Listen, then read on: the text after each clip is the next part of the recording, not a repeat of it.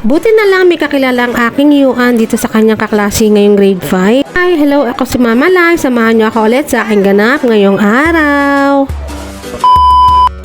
Hello, magandang umaga. At dahil Martes ngayon, tayo ay magtatapon ng basura. Tingnan nyo naman kung gaano nga siya punong-puno. Problema ko kasi dito, wala kaming kanin baboy, kaya ayan, pahirapan.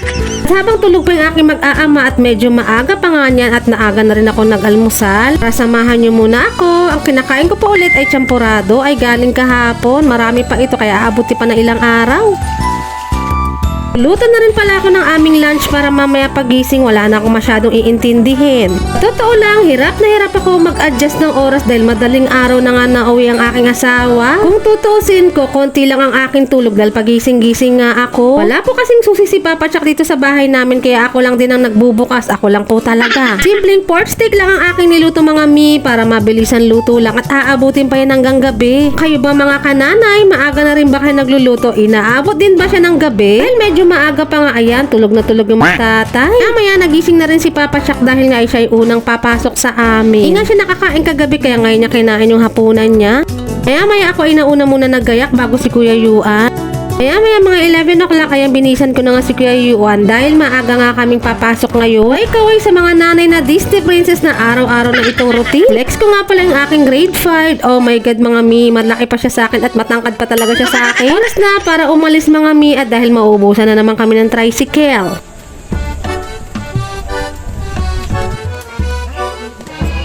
Usual for the lakad na naman kami papuntang tricycle. Buti na lang admit tricycle agad at nakasakay nga kami at mahirap po talaga humanap ng tricycle pag gantong oras. Dating kaklase na anak ko ay pang umaga na nga, hindi na sila kikita-kita. Maya umakyat nga kami para nga makita namin kung nasaan na sila pero ending pinababa din kami. Char. Hiwa-hiwalay na nga sila magkakaklase. Tingnan mo naman kahit papaano meron siyang kakilala. Ito na nga po pala ang mga classmate ng aking anak, grade 5 Mohika. Malis lang ako saglit, kinuha ko yung naiwang baunan ni Kuya Yuan. At nga pala kumuha ako ng books at module. Kalimutan ko nga pala at may susulatin pala tayo to. Ang ending nakatayo ang person.